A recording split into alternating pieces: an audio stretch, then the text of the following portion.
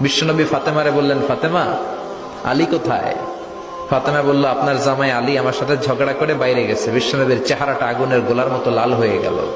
বিশ্বনবী ডেকে বললেন, ফাতেমা, তুমি বিশ্বনবীর মেয়ে হতে পারো, কিন্তু আলী তোমার স্বামী। আলী যদি তোমার উপর নাখোশ থাকে, জান্নাতের দরজা তোমার জন্য খুলবে না।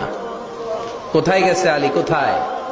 বললেন যে মসজিদে নববীতে গেছে। বিশ্বনবী যে দেখলেন বালির উপরে আলী শুয়ে আছে। বিশ্বনবী মজা করে ডাক দিলেন, ইয়া আবা তোরাব।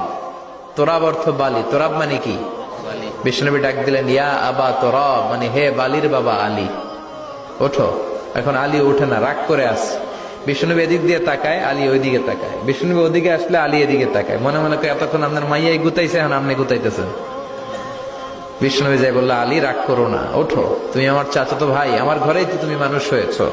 ঘাপটি মেরে হাতটা ধরে টান দিলেন। সাইয়েদনা আলী উঠতে বাধ্য হলেন। বিশ্বনবী কারো হাত ধরে